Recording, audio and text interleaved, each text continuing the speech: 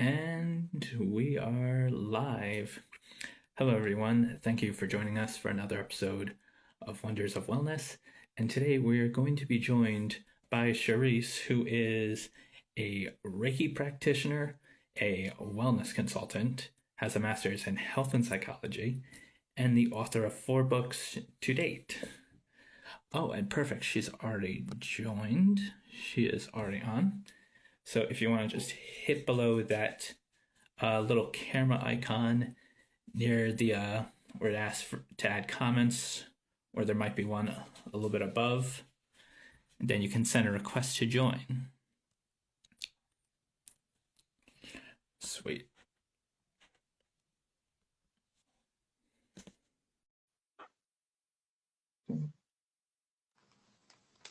Hi.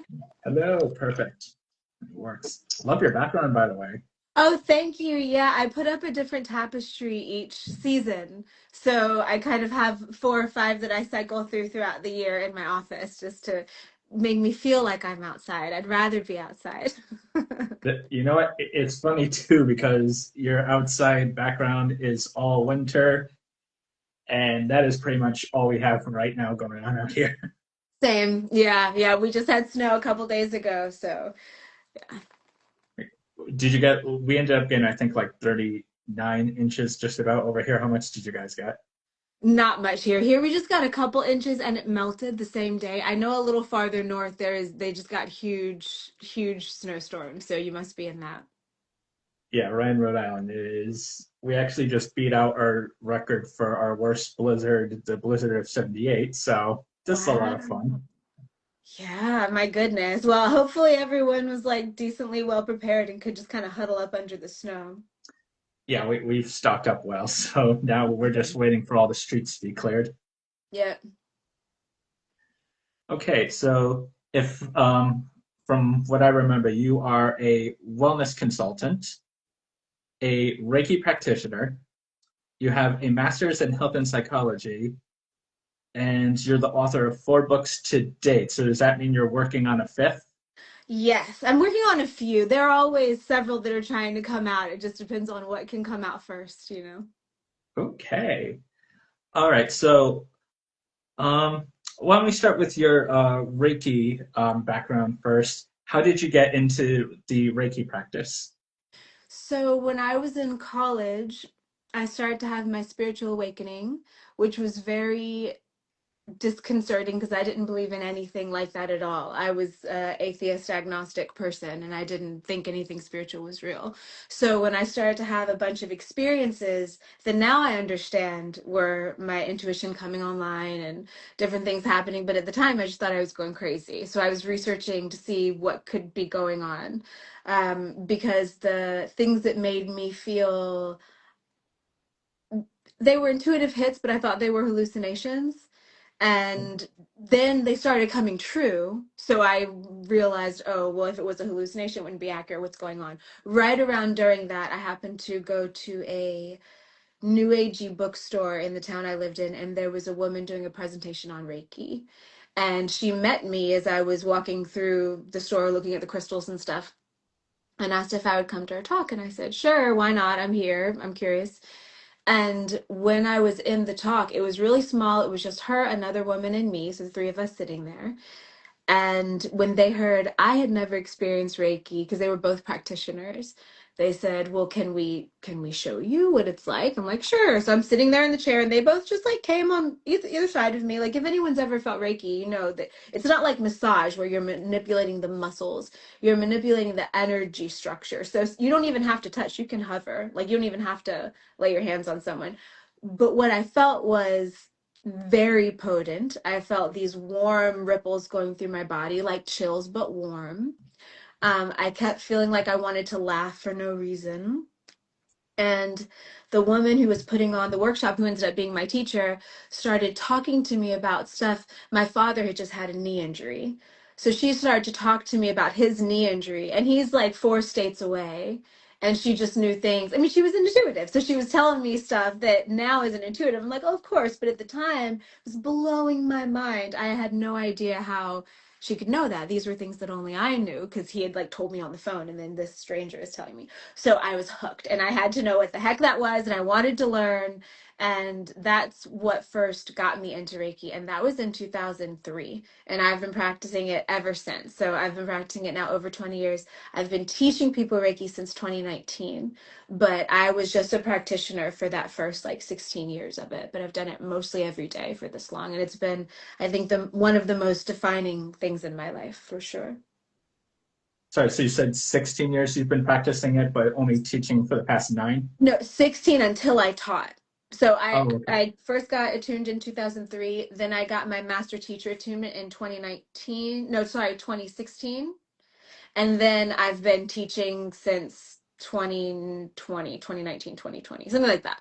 So it's been a few years in between. I'm saying one thing I'll tell people when they're learning Reiki, I'm like, don't zoom it all through. You need time to like integrate each level so it gets all through your body before you do it on anybody else, before you try to like make anything happen. Make sure you really digested how it works, and you can do it on yourself first. Now, were you at all skeptical about it when you first, or had you heard Sure. of Reiki before? No, this was all, I didn't believe in any of this stuff, but I saw it and felt it. And like when you're feeling something in your own body, no one can tell you it's not real. Like you're feeling it, like someone can tell me, oh, I'm not having a conversation right now. I know I am having a conversation right now. Like my senses are telling me that I am.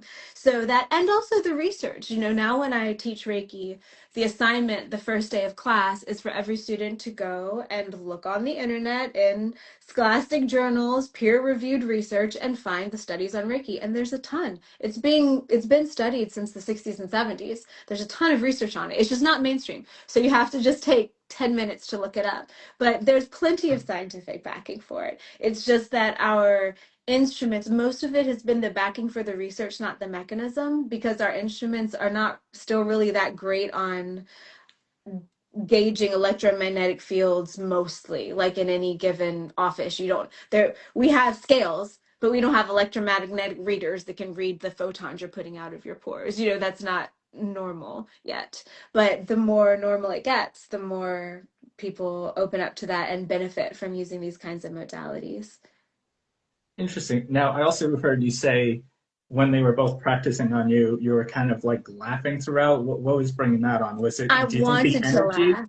Yeah, I think it was the clearing. Things were clearing. The Because the way Reiki works, it's like you have your cell phone or any device and you plug it into the wall and charge it up. When your phone's almost dead, everything's harder for it and everything takes longer. And then when it's full of energy, everything's just easier. People are like that too. That's why not sleeping makes us go crazy and then kills us. You have to recharge. Reiki is a way to recharge. The same way that taking a nap can recharge you, being in sunshine can recharge you. Reiki is also a specific way that you can recharge the system. So after Reiki, a lot of things will just work better. And in that case, the wanting to laugh, because nothing was funny. I wasn't wanting to laugh at anything. It was like a bubbling of joy. It wasn't like a derisive. I will say, once down the road, my Reiki teacher did a sound healing thing that I did want to laugh at. It sounded ridiculous. I was laying on the table and I had had this knot in between my shoulder blades for months. The same, when you just get one of those spots that is just there. And she was like, yeah, she said something about dolphins and their wisdom, and she's like, yeah, I can do this thing for you. And she got really close to my back. She was probably a few inches away, and she made the right where the knot was, she pushed. She's like, is it there? Yes. Ouch, it's there. That's where it is. She leans down and makes these crazy hilarious sonar noises. Like I'm laying there because I had a lot of respect for this lady, and I'm just like, do not laugh at this. But it sounded ridiculous. I mean, like, like this kind of stuff, and I'm like, am I seriously here? After she's done, she did that for a minute or two, not very long. After she's done, she stands up and puts her thumb in that same spot. No pain. It was completely gone. Yeah. And so I don't know how to do that. I did not ask to be taught the dolphin sonar healing technique, but I can tell you that worked when she did it. So she knew what she was doing, even though it was a little weird. That is wild. It's funny too, like this energy, it's bringing laughter out. Now, for anyone who hasn't tried Reiki yet, maybe they've tried for people who are, say, sensitive to touch, like ticklish. Would you say that this is easier for some people than people who try to get massage therapy and laugh too much? For sure, especially if the someone touching you. I also know people who are very sensitive and they can actually they prefer to be floated above because they can feel it better. They can feel the energy better. Um I can show you how to feel energy, and anyone watching can try this. There's a little technique we can do if you want to see. It's one of the things that also we teach in Reiki. So this is not the same thing as Reiki. This is just the energy of your body. You start rubbing your hands together, get them nice and warm. It's kind of cold here, so I'm gonna do this for a second. With a nice amount of pressure, you're building up that like friction and kinetic energy.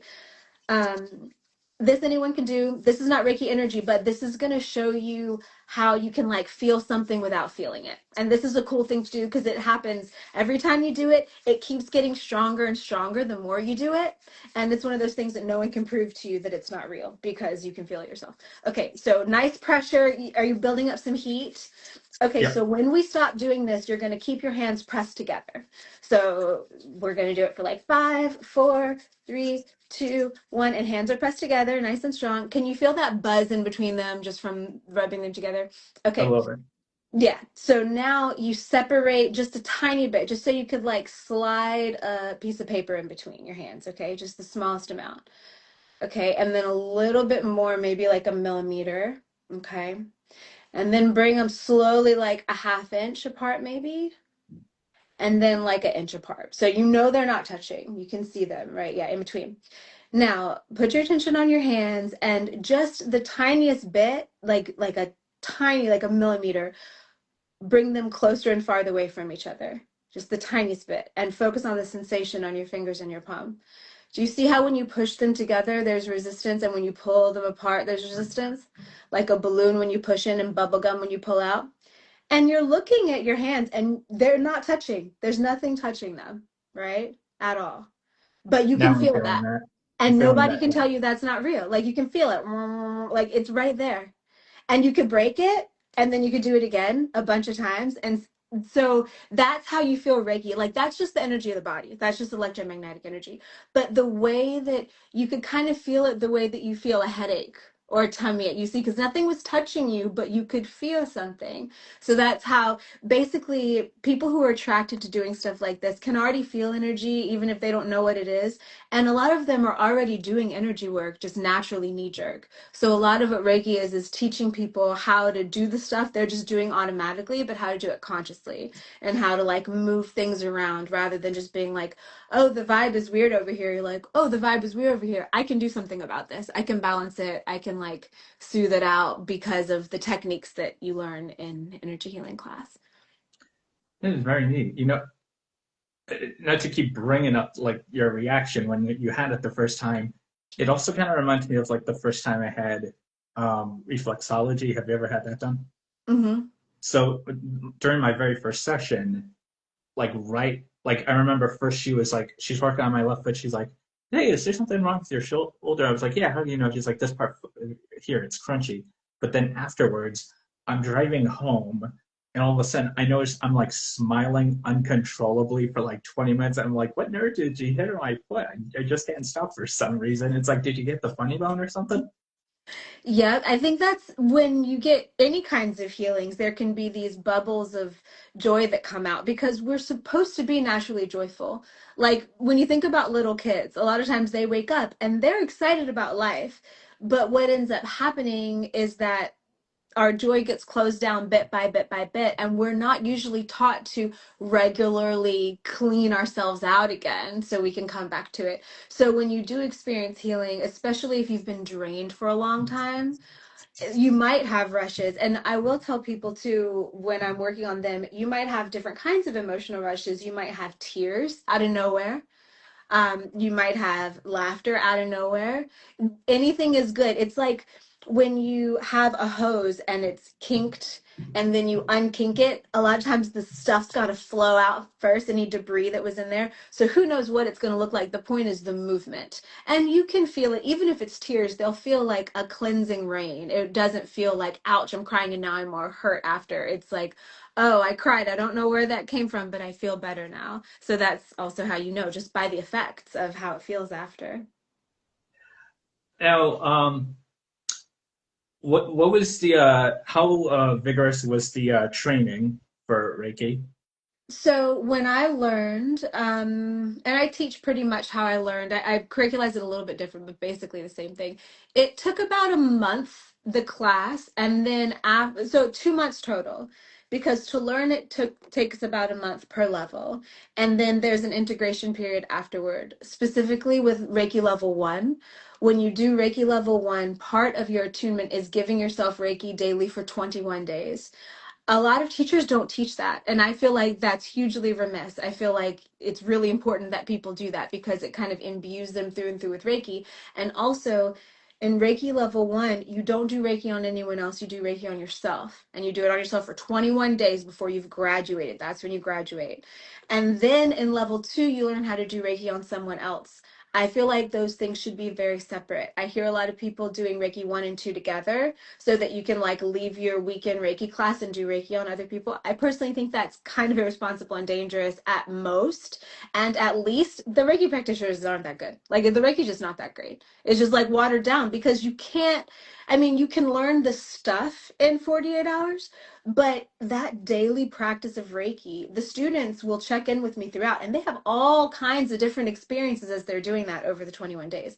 That only comes with time. It doesn't happen if you just zip it through in a weekend and you think about it a lot. It needs time to go through your system. It needs time to affect your dreams. It needs time to let the synchronicity affect your world. Because that's another thing, when you shift energy, it shifts what you're connected to, and then stuff's going to come and go out of your life differently than it did before. So it also kind of sounds like it's a good thing to do more regularly than like just a one-off or once in every great blue moon.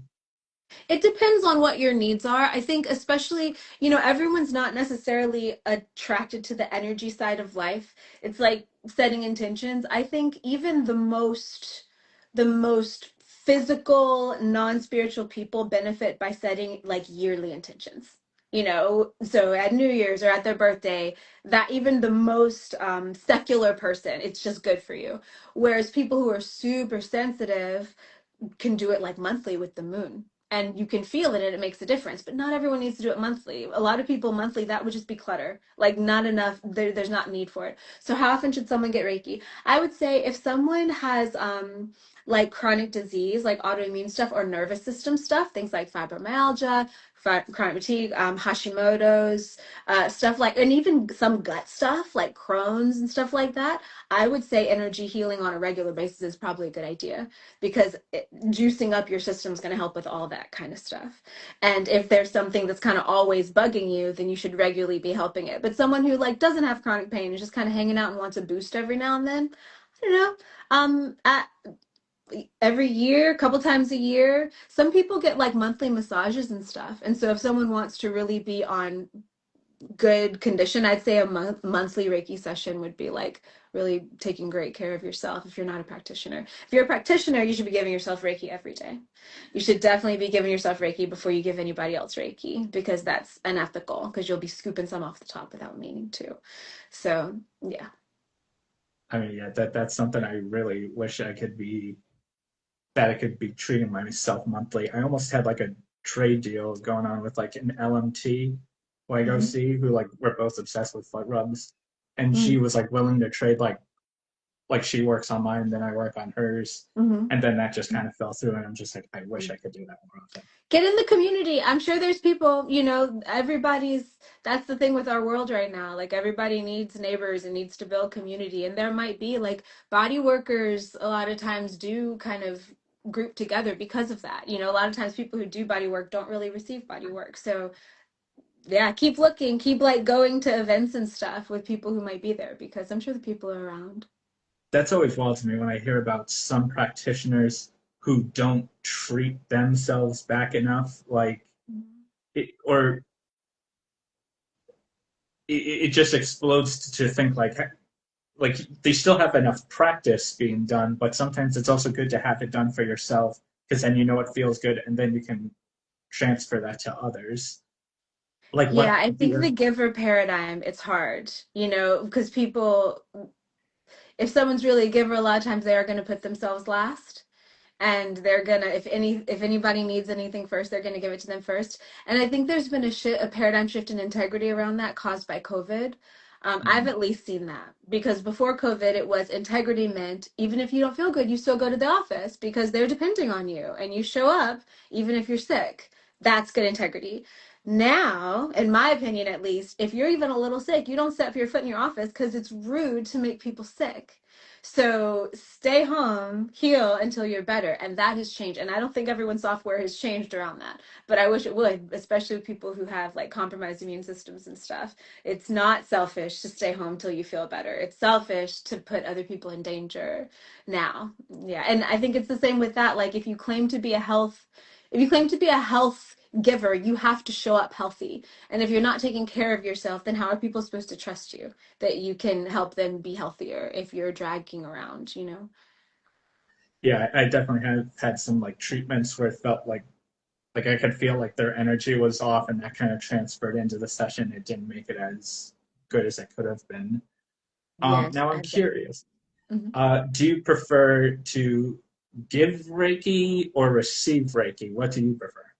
Interesting question. I'm a giver, so it's generally I generally find myself giving more.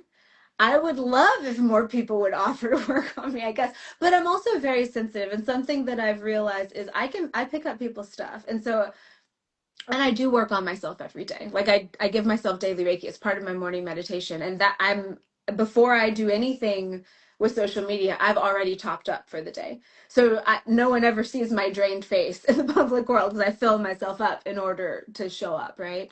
But yeah, I definitely receive getting body work. I haven't received that much Reiki in my life actually since I learned. Mostly if I'm going to I mean, I give it to myself, so I receive it daily, but from others, generally if I'm going to get a healing session done, I'll get like massage done or chiropractic, like where I'm actually getting my body moved and manipulated, just because I do energy work on myself daily. If I didn't, I mean, I think it's great. I think both are great. There's an art to both, definitely. It's not necessarily easy to give, it's not necessarily easy to receive. So yeah, just Now, depends. do you prefer treating yourself to any treatment, or do you prefer others treating you to a treatment, like someone rubbing their own foot versus having someone else rub their feet for them? Both. It depends on what's going on. Like I find that for me, if I'm actually out of whack and like under the weather, and that's why I'm needing a treatment, I would usually be alone because I isolate. I heal in solitude. And if someone's around, I kind of pour into them without even meaning to. So if I'm needing to conserve my energy, I need to be alone so I don't like leak, if that makes sense.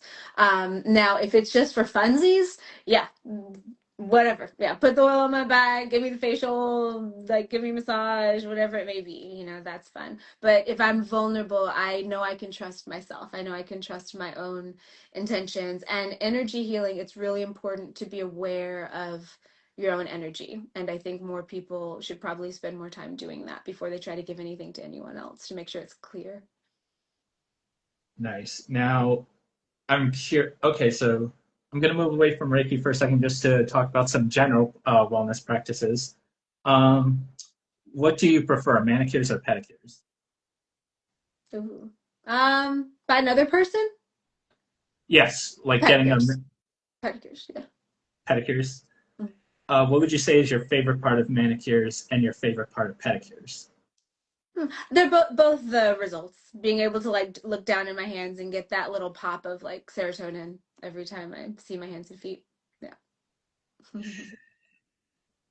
Now, what are some other unique practices that you've had? Like, have what type of massages have you had done? Have you done reflex? Or you know what? Actually, how would you rate the different practices you've received, like massage, facial, manicures, pedicures, reflexology? How would you rate them, rank them like favorite to least favorite? that's a good question. Let's see. Favorite is probably just a nice long Swedish massage with like hot stones, and maybe also with some of those treatments where they put stuff all over you and wrap you up and you're like in a little tent. Yeah, that those are great. I would live in a spa if I could. I would have one in my basement if I could. I would spend half my day getting spa treatments every single day if I could. Um so those are good. I also I've gone to a Korean spa, and if anyone watching this is in a town that has Korean spas, highly recommend go. I would live in one of those too if I could. And one of the services you can get in there is they body scrub. So they're these little mitts, and I mean, they scrub you so hard. There's like piles of dead skin by the table by the time they're done. And it really feels like you're a little kid because it's usually like people who are feel like they're like around retirement age, like they're older people, and you just feel like a little kid, and they're just like scrubbing all over your body and like holding up your arm and holding your foot and like all this kind of stuff, and you're completely dehumanified. I know that's not a word, and this does not sound fun, but it's kind of great and cathartic, and like your inner child just feels kind of taken care of, and then you walk away feeling really soft and like slightly traumatized, but in a good way. It almost sounds like the foot filing part of a pedicure, but on your whole body, which also Yeah. makes me think it sounds a little ticklish, is it? Just like on your feet. I think it's too intense to be ticklish. But yeah, on the feet it was probably ticklish. But it doesn't go into like the muscle so much as like massage does. It's more just on surface. But that is a once in a lifetime thing. Facials, I do my own skincare, so I'm not really the biggest fan of facials to be honest. The only times I've gotten facials, I've kind of broken out after, and I like I said, I've very much into my own skincare. So I give myself like a little mini exfoliation and mask and stuff on the daily. So that is good, but it's not really, it's just part of my routine. Least favorite body work. I mean, reflexology maybe because it kind of hurt. It hurt. Like I remember sitting there the whole time and I'm just like, because this person giving it to me was really like finding the spots and getting into them. And I didn't feel more relaxed after. I just felt like I felt healed, like whatever muscle pain I'd had was gone, but I didn't walk away feeling like, after that reflexology session, like the way I do after massages or Reiki Where session. did you go for the reflexology? Because those are never supposed to hurt. Oh, well, I was in Arizona. It was a friend who'd been practicing for like 40 years. She just, yeah, I mean, I don't know. It was, yeah, I don't know why it hurt. Maybe it's just she should have gone a little softer. Maybe I was more sensitive than she thought. Yeah, because I go and I get reflexology every year for my birthday. Like I always, of course, start with a pedicure so that my feet are baby smooth when I go there. And then yeah, it'll be like the lightest work she's doing. It's like nice massage. She'll also do like kind of like little stimulation things that will tickle, but also yeah, she just knows how to work the like I start to actively feel it with my body, but it Nice. never actively hurts. And even if it does for a second, she'll be like, "Oh, would you like me to adjust the pressure?" I'll be like, "Yeah." And Huh. Maybe I should get another shot then, because yeah, I, I haven't done it since. yeah, I would definitely recommend it. Now, kind of on a tangent with what I just asked. Now, instead of ranking treatments, how would you rank like different areas to have massage from favorite to least favorite, like scalp massage, foot massage, back massage, shoulder? How would you rank those? My neck and shoulders hold most of my tension, so that's usually my favorite place to get massaged. Foot massages are always nice just because it affects your whole body. Yeah. When I was in Colombia, I was in Medellin for about a month years ago, and I got massages, and they included the stomach in the massage, which they don't really do in the US. And that was great. It was very like relaxing, and there's so many neurons and so many nerve endings in your stomach, and I don't know why they don't include it in the US. Like for women, they just gave us a little like top to wear. So there wasn't any like, exposure. It's just but that felt great. I wish all masseuses did that. Or massage therapists. But yeah, they've all been pretty good. I think it's more um if the massage therapist is really present and attuned to your body.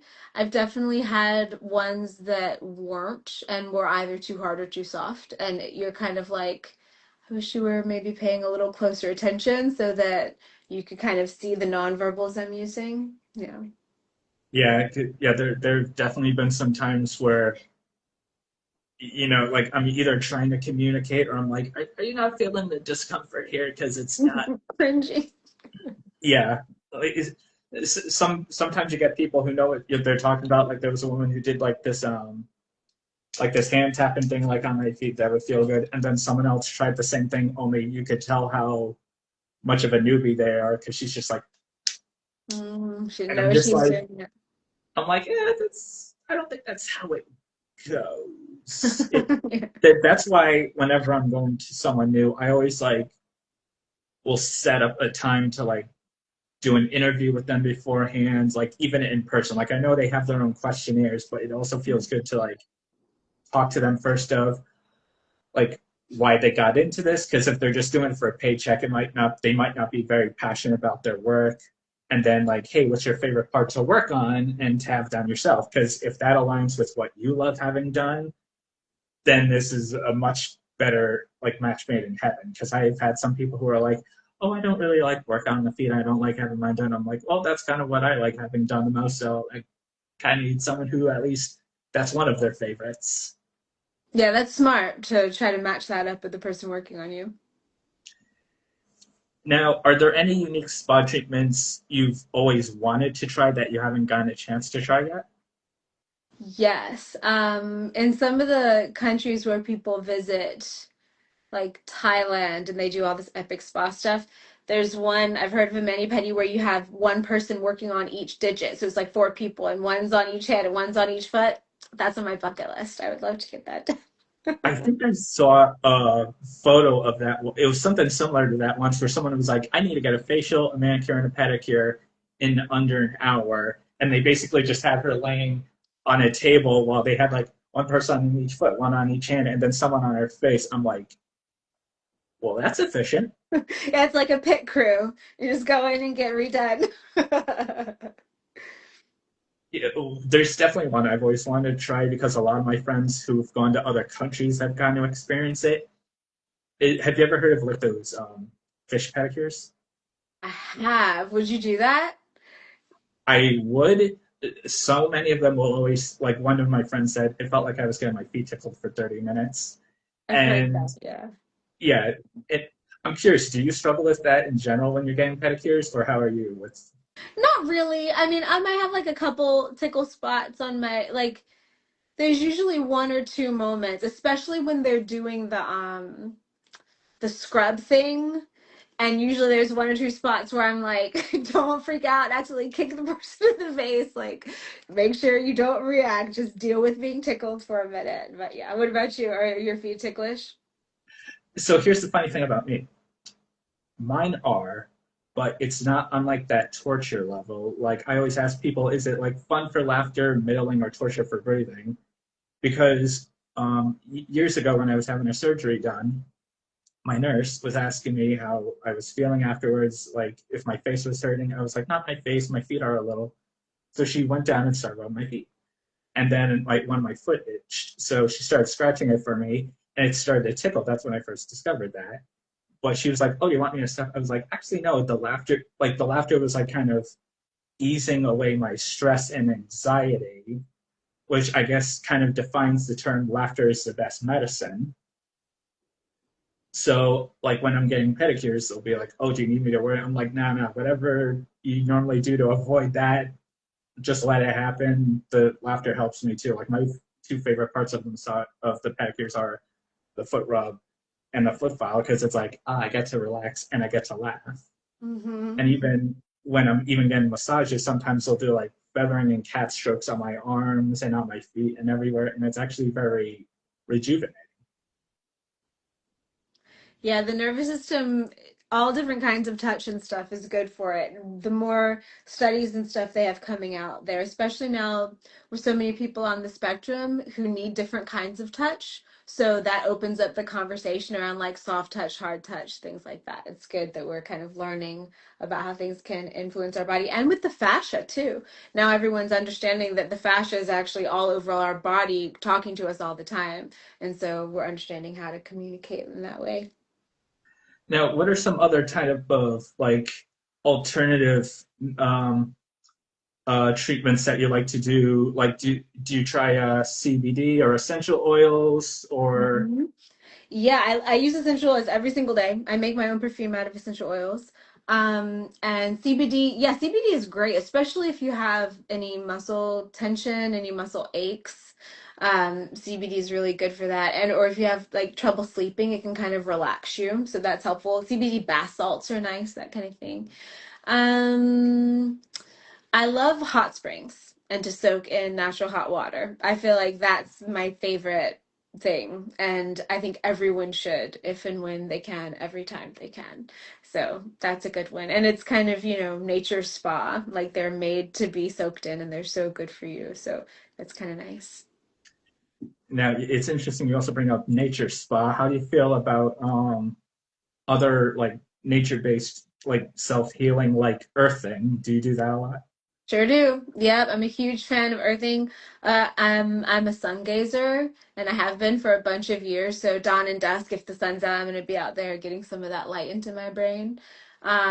I think that that makes a huge difference, and I think that's part of what's kept me healthy all these years is earthing and sun gazing and energy and having like a clean diet. And mostly, I think it's also healing your heart and like dealing with your emotional stuff.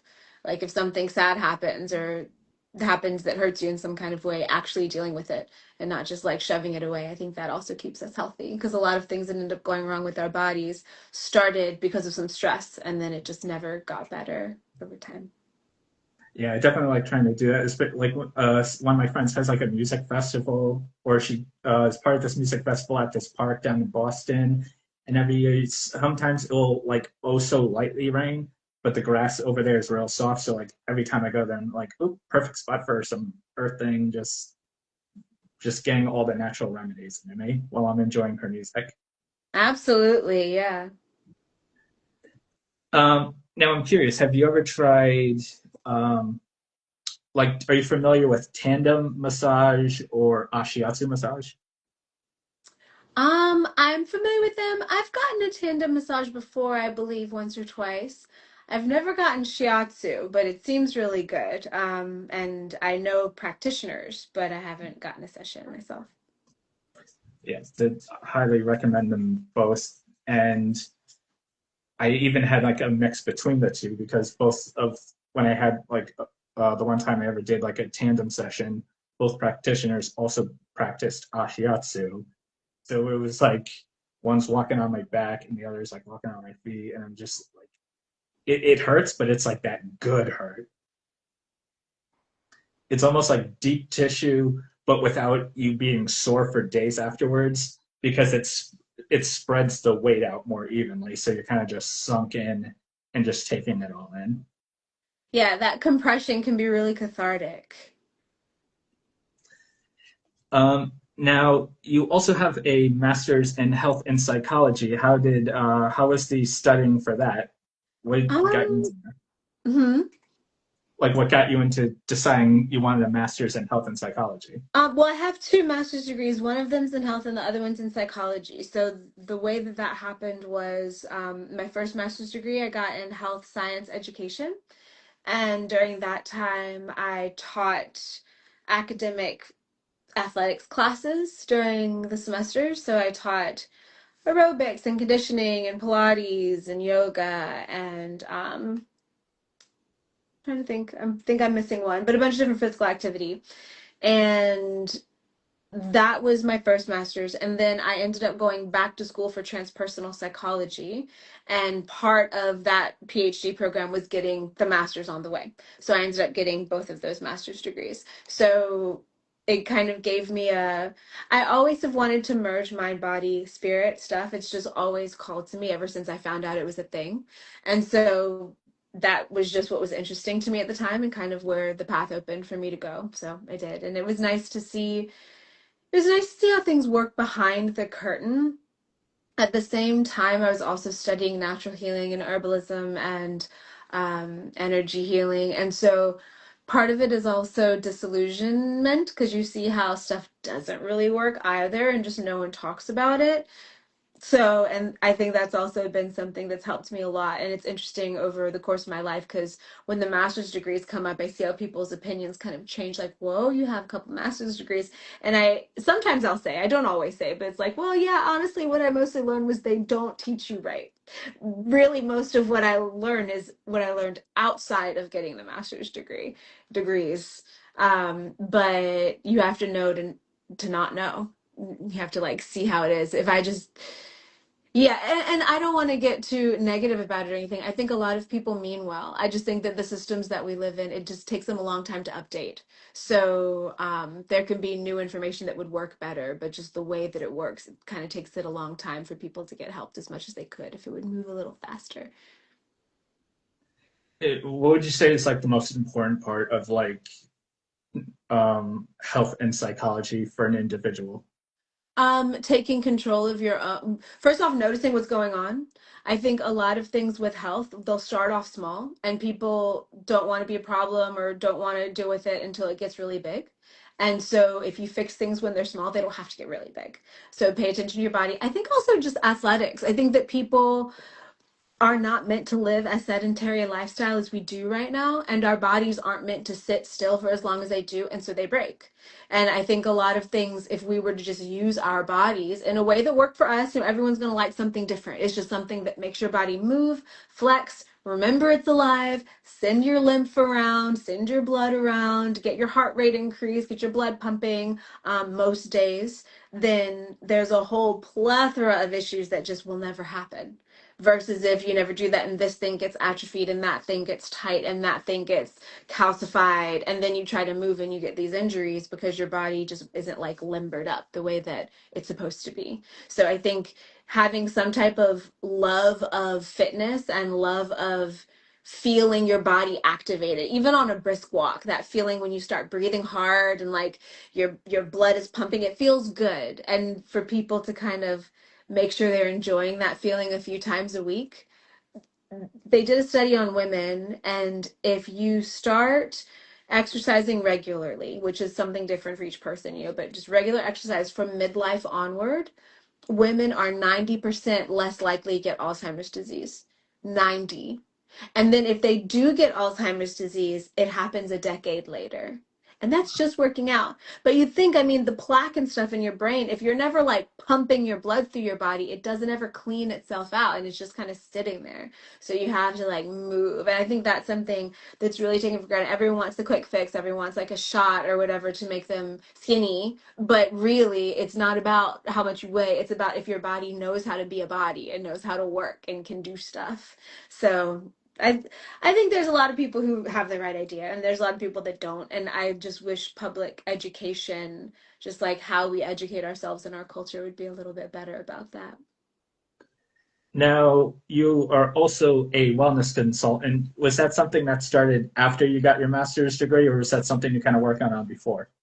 Well, I mean, kind of both. I think as I was getting my master's degrees, I was learning how to do it because of the work that we were doing, that was teaching me how to do it. And so I started a life coaching company. And that's when I began. And that was way back in like 2009, I guess. And then I kind of did coaching off and on throughout, and I still do. I mean, I still do coaching, obviously, but it has changed in form because some people need it more focused on the physical, and some people need it more focused on the spiritual or the energetic or the emotional or whatever. So over time, I've just kind of gotten different tools to add to my tool belt so that I know what to do when different things come up.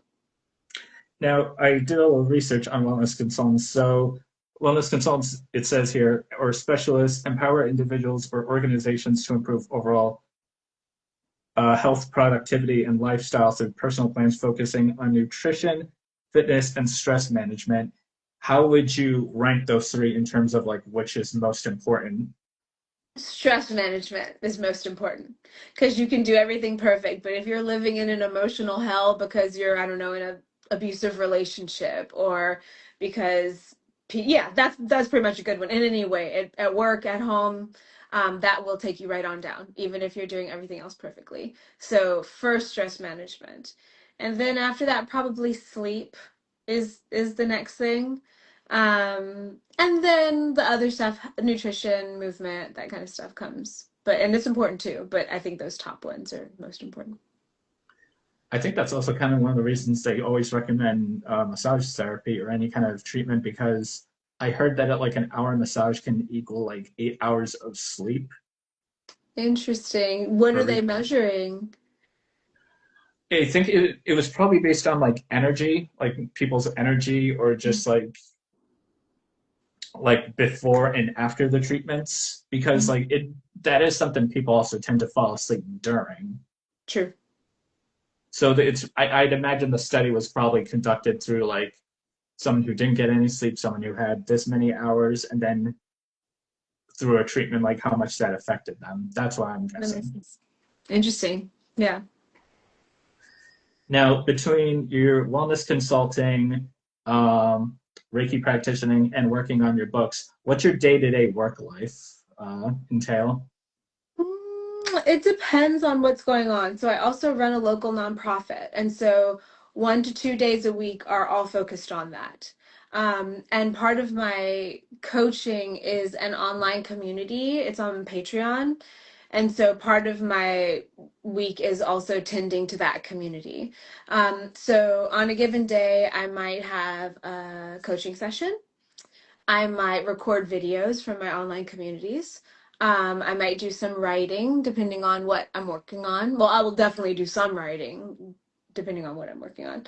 Um, and then there's also a lot of stuff that goes on behind the scenes because, kind of how I was talking about before, if you claim to help people increase their health, you have to be healthy. So I do put a lot of time and energy into like cultivating and maintain my own health in different ways, like exercising and taking care of my body and taking care of my mental and energetic spaces, making sure I spend enough time outside, caring for my community. I kind of fold that all up together in my work because it's all part of my work. So the days look different, but generally I wake up pretty early, like before dawn, and I have my morning like meditative time. I have my movement, which I've been doing. I promised myself I would do yoga every day of the year of the fire horse, just like a sun salutation at least every morning. I could do more, but at the minimum, I had to do a sun salutation. And so I've been doing that. So that's great. In the more warmer seasons, I'm more athletic. Usually I'm like in the gym lifting weights more, but in the winter, I have definitely been hibernating. So it hasn't been as much movement as it would be in the summer. But anyway, before dawn, then the sun comes up, and that's kind of the when I kind of start interacting with the outside world. I'm usually more productive in the morning, so the mornings work, whether it be dealing with the nonprofit or creating something, and then stop for lunch, and then afternoon work again, whatever it is I'm working on. Sometimes it's something with the community, sometimes something with me, and then evening, dinner, chill. I go to bed really early. So at least in the winter, I go to bed really early. So yeah, that's pretty much it. That the things kind of come and go, but that's pretty much the cadence. Awesome. Now, uh, you were discussing this with me before when we were playing this out. What are some other ways you think that either the wellness community or the general community can come together as a whole to improve bettering ourselves? Like I know like one of my libraries used to do like a wellness day where like a bunch of different practitioners would come in to like show us different things, but it doesn't seem like that's going on enough anymore. Like they've kind of filtered out of that. What do you think are some improvements people can make? Yeah, community stuff is hard these days, especially just because like it's not always safe right now. Depending on what community you're a part of and what the communities are doing where people live. So I think meeting like-minded people is great if you can do it, but given the current climate, that's not as much a given. And regardless of that, you can always work on your own nervous system. I think for a lot of healers, nervous system regulation. So not putting up with depression. If we're feeling depressed, not being like, well, I'm depressed. Oh, well, I'm sad. Oh, well, I'm whatever. Like for a little while, yes, of course. Like do it till you get sick of it. And then be like, okay, I'm not going to live like this. I have this one precious life. I'm going to try to enjoy it and to create something good in the world, and remembering that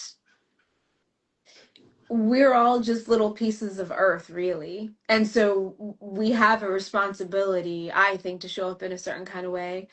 which changes. Sometimes when something goes on and we need to vent and breathe fire and get it out and do something. And sometimes we need to just like take a nap and chill. Like there's the difference between venting and then complaining and inflaming the problem. And so I think there's what we need to do as healers is check on our own systems right now and make sure that we're okay. And if we're not okay, retreat and self-care until we are okay, or call for help or whatever it is we need to do until we are okay, and then come back into like the fray, the fight of trying to be a good person in this world, which is not always easy. So I think if I had to say anything to healers, I'd say like make sure you're taking good care of yourself, because an exhausted, drained healer is not helping anybody. It's not selfish to go refill and come back. In fact, it's the opposite, because then you can give more. So yeah, that's what I'd say. Now, what would you say are some of the most, the most rewarding parts of your work? Seeing the transformations, I think, especially over time. Excuse me. I have a group that I work with, a women's group, and we meet every full moon. And we've been doing it for years, and seeing over time them need stuff to happen and then it happening. So like say someone, this happened a few times, say someone's like, oh, I found out I have to move.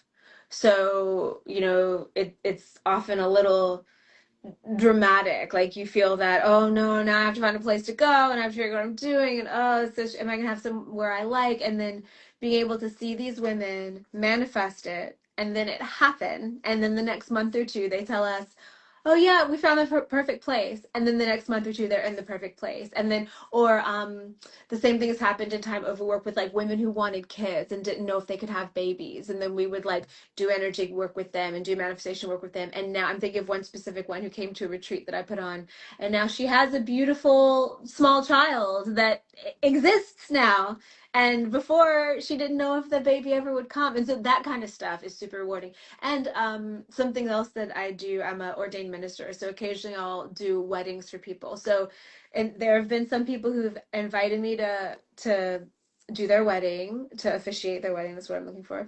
And then when they have a baby, they ask me to come be there for the birth of the baby as an energy worker. So I've done that with some couples. So it's like seeing the signposts of life and being able to be there and like, okay, here's the union, and then there's this beautiful child that came of this union, and then another beautiful child that came of this union, and that I can help kind of like hold those safe containers for people. I mean, what could possibly be more rewarding than that? Like, it's so good. And it doesn't even need to happen all that often. It's just like every now and then you're like, okay, I can digest this for a little while, and it can power me for a little bit. That is really cool. And you really have a lot of qualifications. It's Well, I've been wild. doing this for a long time, so it's like every couple of years there's kind of something else that gets added to the mix. Yeah. Now, what are some of the best responses you've ever gotten from a client after Reiki? Do you like clients who are, do you prefer an experience where a client just loves Reiki and it heals them, or do you prefer people who are a little more skeptical of Reiki at first and then you converted them? I prefer students who are skeptical. Clients who are skeptical, because if they're really skeptical, why are they even there? And a person who's very skeptical of Reiki will block it, and it hurts. As a practitioner, if you're trying to give Reiki and someone doesn't want it, it feels like a toothache going up your arm. So that's not fun. But if someone really doesn't want it, they're not going to come get Reiki. So that doesn't, and yeah, that's less fun for me. But a skeptical student who wants to come learn but is like very logical, very science minded, those are my favorite, because it also works really well, because they're not delusional. They're gonna not do it unless it works. So their Reiki usually ends up being really strong and really powerful, because they are not gonna pretend. They want the reality, and that's really fun. That's really neat. Now, with all the qualifications you already have, is there anything else you've been longing to maybe start practicing or learning later on? Like I know some of my friends in the fields are like looking to add more certifications to their practices. I know you were a little more skeptical of reflexology before because your one I experience mean, with it. it worked. It just hurt. Like I wasn't skeptical of it. It was just not as pleasant. But I would give it Like, another shot. yeah, if you do you think if you had a better experience with reflexology, that's something you would like to then later learn and get certified with, or do you think there's other things you'd rather learn and get certified with? Yeah, I don't think I am called to like use my body to push on another person's body in order to help them. That's not where my strengths are. Mine's more like of the lighter vibrational. So something I use a little bit of sound healing already in my practice. I would love to do more with that. I would love to like learn more techniques with using sound and things like that. Also, not having to do with the human world. I personally find it really rewarding to like sometimes work directly with the world that we're in, like, put out an intention and then let it come back through synchronicity, and to see how we can kind of like mold and work with the hologram that we live in. I find that very rewarding and cool. It's not based in the humans, but also it's very real. Like, what it's like when you find a synchronicity and it just like rocks your world. Those are super fun to me. So yeah, and that's something we can always get better at, I feel like. Yeah, like that synchronicity kind of reminds me of like whenever I find a practitioner who's just like beyond perfect, like exactly what I'm looking for. Like they'll either be like, "Oh, so I understand that you like this and this. That's my favorite to do too." Or like I'm like giving out a list of what I look for, and then all of a sudden the person's like, "Oh, I know exactly who to put you with. You're gonna love her. She's gonna be your absolute favorite." And then it kind of works out that way, where you're wanting to go back to them more and more. Yeah, or they have like a picture of your spirit animal on their wall, that kind of thing. It's like, oh, okay, this is the right way. We're doing the right thing. Yes, yeah, yeah. Even it's even fun just sometimes to have like basic common interests with people who you go to see, because then you have something else to talk about during treatments. Yeah. Now, if we talked before about trading, like trading practices, if you were to trade treatments with someone, would you want to do like Reiki for Reiki, or is there another treatment that if you could do on a regular basis with someone, you'd want to trade Reiki for? I like massage. I would probably do massage. Again, because I can do Reiki on myself.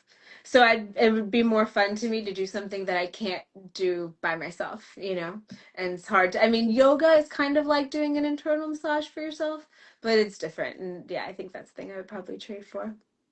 Yeah, it's funny too you mentioned that because like even I've had to do some practices. Like I had a friend who I used to do trades with. Like she'd give me free haircuts, and I'd work on her feet and do like some reflexology because she had chronic back pain. And it's weird because I can do that so well on other people, but when I try treating myself, I'm just like, it's not working the same. I don't know why. Yeah, I would imagine that too with feet, especially because like the way your body is set up, if you're trying to work on them yourself, you'd have to like kind of Twist. contort in such a way that it might not be as easy to receive as if you can just kind of like be there in an open position. Yeah, just lay down and receive. Right. Now, I noticed on your social media, like a lot of different stuff involving nature. Like you had like dozens of like earthing videos and then photos of you like up in trees or by waterfalls. Where did your obsession with nature first bloom from? I think it's just baked in. I mean, when I was a really little kid, I would sit under the honeysuckle in the backyard and like imagine that basically I do what I do now. I would like wear scarves and imagine that people were asking me questions and I was telling, like I had no idea what that was, but it was always the thing. Um, and I just really loved flowers and trees. I remember my grandmother had this fig tree, and I would just spend all this time under this fig tree eating the figs and just in this blissful state. I don't know. I've just always loved nature. I've never been particularly like scared of bugs or animals. I mean, animals that'll hurt you. Yeah, I'm not trying to run into a mountain lion or anything, but like snakes or anything, like I don't care as long as they don't mess with me. I hello, have a nice day, and just like leave. But I just feel like I'm very, very sensitive energetically, so nature balances it, and I balances us. And I'm very sensitive to like EMFs. I'm online all the time, so my nervous system is very often like, just from the internet and the screens and the LEDs and everything. And so when I go outside, it's like it just kind of helps return to homeostasis. And I love nature. Yeah. What would you say are some of your favorite scents in nature? Flowers for sure. Rain. Um, yeah, those first spring rains where everything smells like living dirt and like everything's just thawing out again. That's really nice. Good food, like the smell of green juice. Like when you walk into someone's house who's making juice, like oh, that just smells like life to me. Um, yeah, essential oils I love. I love sweet smells. So yeah, flowers, fruits, that kind of thing. Vanilla. It's funny you just brought up essential oils because one of my absolute favorites is eucalyptus. Yeah, it's a great one. I most of the blends that I make, because I've made my own perfume for years, and it's usually some type of citrus, so it's like a tangerine or orange, a little peppermint, a little vanilla, some type of flower, either like a jasmine or a lavender or like a rose. That combination usually is it. So a citrus, a flower, a vanilla, a little bit of mint. And so in the winter, sometimes I'll put some cinnamon in, but generally it's some type of carousel of that is how I'll make my smells. That's right. I remember you said before you also studied like herbal medicine. So is that something like you're looking to sell, or is that something you just kind of do for yourself for your own? Yeah, I mean every now and then I'll make some perfumes and sell them, but it's been a while and mostly it's just for me. Yeah. Now, going back to Reiki, how does when you get a new client, what's normally the process? Like, how do you figure, like, how do you start your sessions? Is there an intake form, or do you Yeah, get a so I reading don't from them? actually do Reiki as a practitioner. I teach people Reiki, so I instruct Reiki practitioners. But if I give someone Reiki, it's someone who I know in my personal life and I'm choosing to give Reiki. I don't usually, with the odd exception, once in a while I'll let someone like I'll do an actual session. But for me, I do like my coaching involves Reiki sometimes, but it's not like people can like go onto my website and book a Reiki session with me, but they can go and book a coaching session with me. So with the Reiki, if I do Reiki on someone, usually, yeah, we talk about why. So like actually when this is done, I'm going to do Reiki for a friend who just broke a bone a couple weeks ago. So I'm going to work on her. And so yeah, of course there's like, is there anything you need me to know before we get started? But also, Reiki is just so gentle that there's not really, it's not like massage where it's like, oh, do you need me to go harder and softer?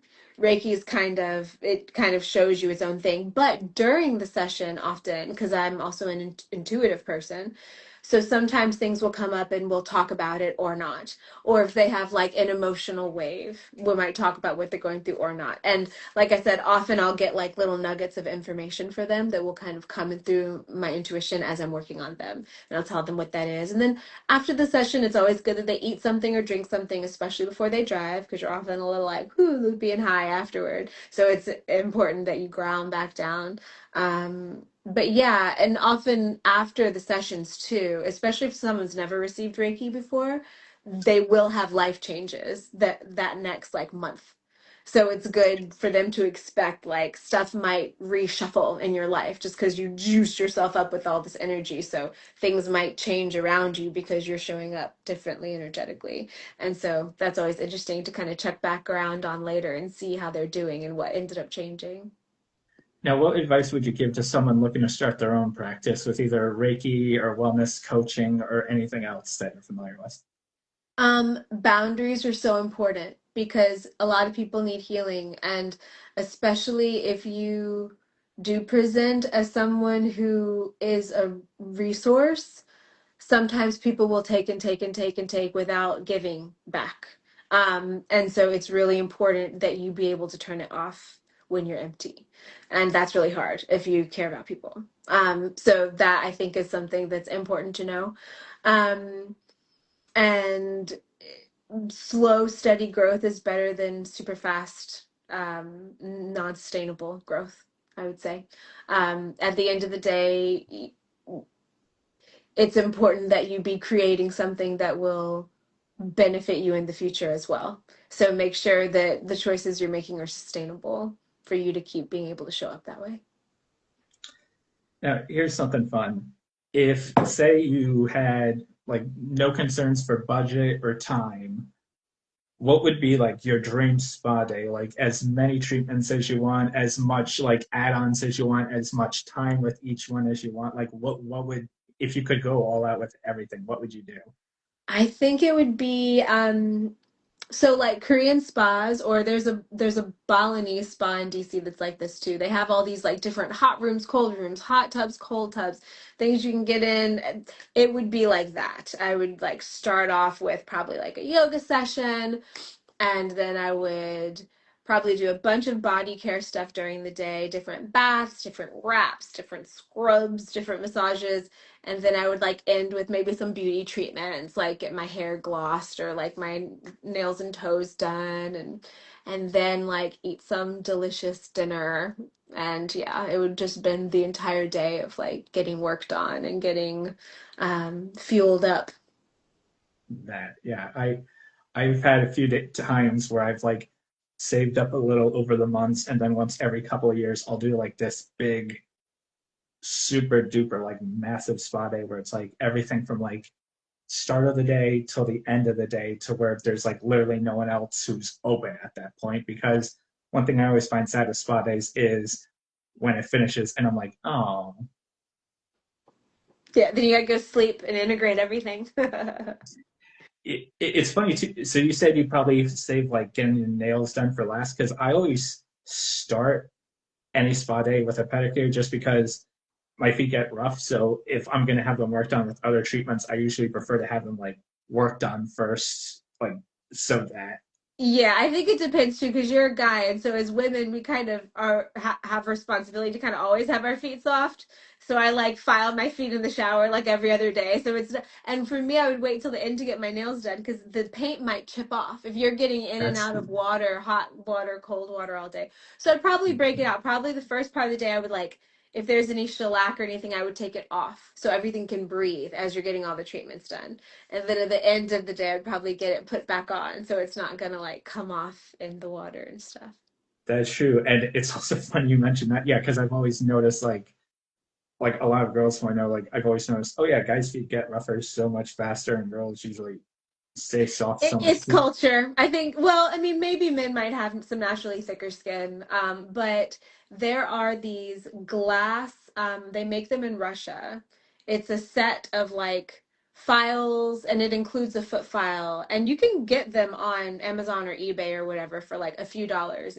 It's shaped like this, like a long oval, and it's got like it's made out of glass. It's like frosted, okay? One side is firm grit, the other side is soft grit. It's important that you get like the glass one. Often there's a hole in the bottom with like a soap and a rope kind of thing going through it. Your feet will be so soft, and you put it in the shower and you use it in the water, and first you do the rough side until it feel you'll be able to tell it kind of start like skipping and squeegeeing, and then you flip over and do the less rough side, and you will be shocked at how soft your feet are. And so next time you feel like a splurge, get yourself one because they last forever. Like you just wash it when it gets dirty, and it will never you never need to replace it unless like you break it because it's glass. But I'd highly recommend. Yeah. Yeah, I've gotten a few like spa kits over the years that I need to use more, because last time I was at my dermatologist, she thought I might have like athlete's foot. I'm like, no, because it doesn't itch or anything. But she knows like the rough skin. So she prescribed something for me. I used it as directed, and it still didn't really help. So I'm like to myself, yeah, I need to do some other remedy. Yeah, try the glass file because there are different kinds and stuff. There's like the little cheese grater ones and stuff, but the glass one, you only have to buy it once. It never wears out. It works so well. And yeah, if you just do, and when you do it every few days, it only takes a minute or two. Versus if you like do it twice a year, then you have to like sit there forever and scrape off the skin. But if you do it a few times a week, then it's totally easy. Yeah. Now, when you've gotten a massage before, I'm curious, what's like the minimum amount of time you usually need, and what's the most time you've ever done? I've definitely done an hour and a half. I might have done up to 2 hours before. And I think that was a little too long. I think I got a little bored. Um, but I think an hour or a little over an hour is like my favorite amount. I've gotten, of course, short down to like 5 minutes and up, but I think around an hour is like a good amount. Yeah, it's funny because like when I'm getting work done, I'm always telling them I need at least an hour minimum just on my feet because that's my favorite, obviously. and then like a half hour on my back. So I'm usually the guy who actually needs 2 hours minimum. Mm. But my last treatment, I went a little wild and crazy and actually did like my first ever 4 hour.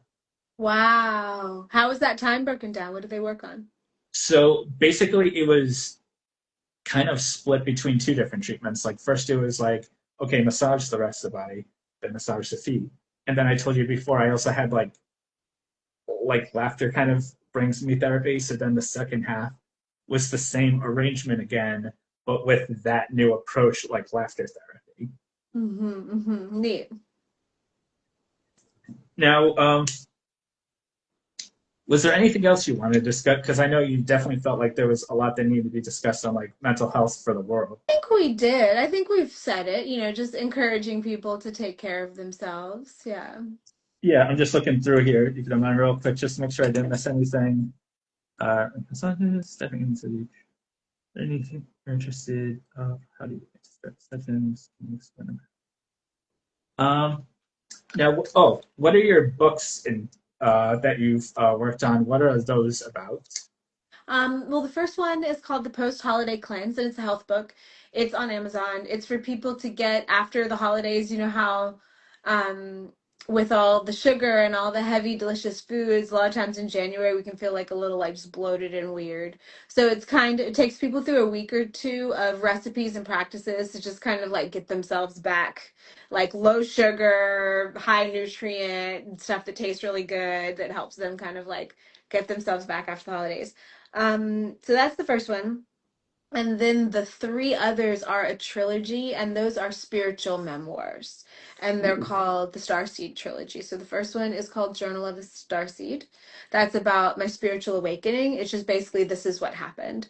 Then the second one is called Instruction of a Starseed. And that's like a continuation. It's kind of like after I was kind of in the groove, the stuff that I learned and some stories about what happened. And then the third one is called Starseed Wilding. And that one's my favorite. And that's kind of a letter to the reader, and some instruction about how to live in a holistically healthy, harmonious way.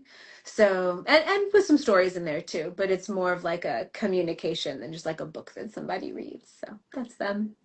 Now you said they're on Amazon. Is it digital only, or have you made any hard copies? The cleanse book is digital only. The other books are physical copies, and you can get them in ebooks as well. So Okay. And now, do you have when they order them from Amazon, are they per? Do you offer the option to have them personalized? Like, is it through your own account that you sell them on Amazon, or they're print to demand on Amazon. Like I don't Amazon, they don't come from my house when I sell them on Amazon. Usually if someone wants to request that from me, they can like send me a message and I'll figure it out with them. But generally like every couple years I'll do a release of like signed books. So I'll be like, okay, Christmas is coming. I'll have 10 signed books if you guys want one. So that's usually how I do it. But if someone really wants a signed book, they just let me know and they can either like send it to me or I can somehow figure it out or whatever. We can make it happen. But it doesn't actually happen all that often. I think people are just kind of reading them, or if I see them, sometimes they'll bring a book for me to sign. So, now have you done like any wellness tours like across Mhm. the states to like share your knowledge with others? And is that something you're looking to do again soon? I have definitely done a bunch of retreats and a bunch of workshops all over the US. I've been thinking about doing a spring retreat here in Richmond. I haven't put anything into place yet, but I've been wanting to. I think it just, again, with the climate of the world right now, I think it feels just safer to do stuff on the internet, because people can do it from the safety and comfort of their home. But I do really miss pre-pandemic when we all got together more in the physical. That was really nice. Did you ever do any down here in New England, like in Massachusetts or Rhode Island, or? I did some stuff around Boston. I've done some stuff in New York. I think that's the farthest north I've been in the East Coast as far as working. Like I've gone and done like the occasional session and stuff. But yeah, I did workshops in Brooklyn, for a couple years. And yeah, I just haven't circled back up in the past few years. That is fantastic.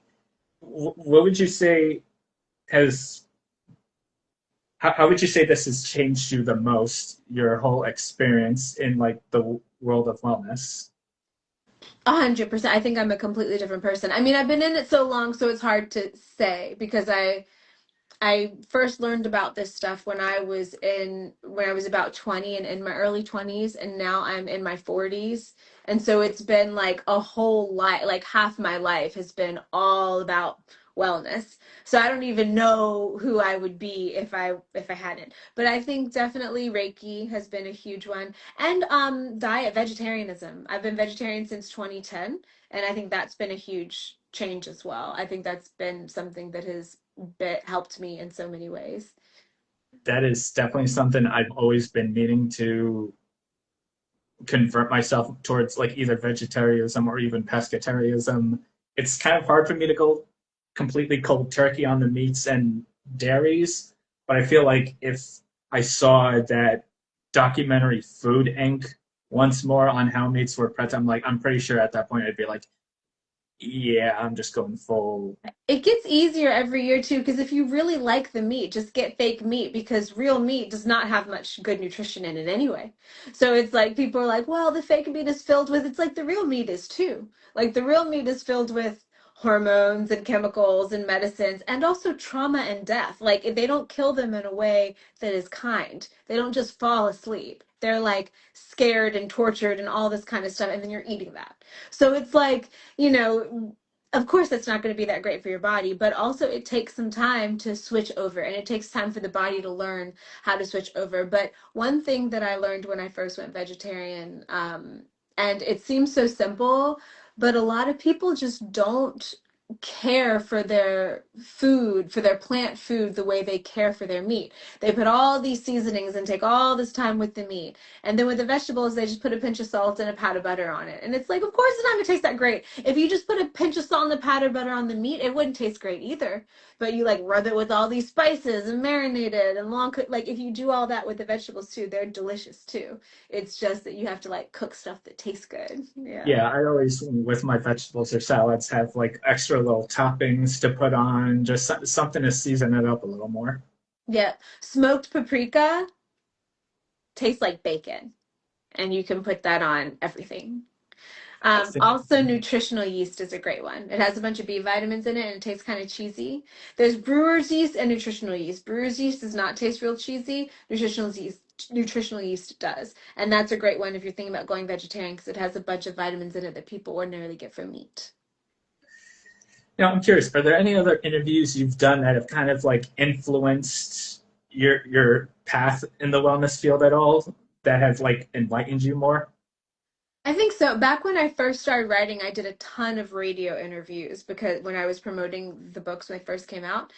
And I interviewed um, on this podcast called Starseed Academy, I think.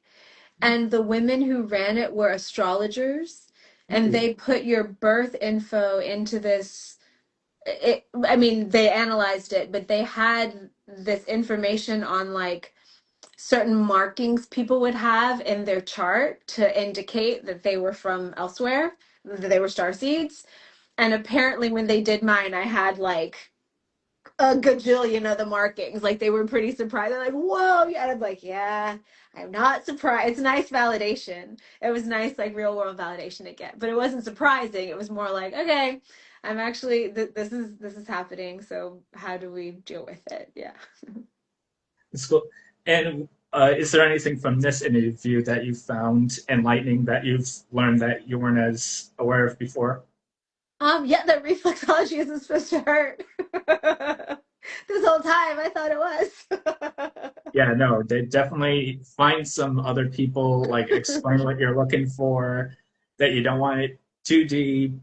Usually an hour to an hour and a half is like absolutely magical, and I guarantee if you find the right person, it will like just completely change your mind. You say you're down in Richmond? Yeah, I can absolutely, like I'm sure you will too, but I'll do some research to see like if any of the people I know down here know some people down there who would probably be a better fit for you. Thanks. All right. Is there anything else you'd like to say before we close out today? Because it's been a pleasure to have you. It's been a pleasure to chat with you. Now just sending everybody, bolstering love and blessings and reminding people that there's a lot of good people still in the world. So not to get too freaked out and like, don't let the despair get you because there's a lot of goodness that's still to come too. And I can't remember if I asked to anyone who's thinking of trying Reiki but's been skeptical, what's a one sentence pitch you would give to them to try to convince them to try it out? Do 5 minutes of research. Look at the results. Yeah. Don't believe anything anyone else says. Look for yourself. Yeah. All right, well, Charis, it's been a pleasure to have you. Hope we can have you on again soon for another retrospective on all of this. And thank you to everyone who watched. This has been Wellness, Wonders of Wellness, and it's been a blast getting to know you, Charis. Hope we can meet again soon. Thank you. Same.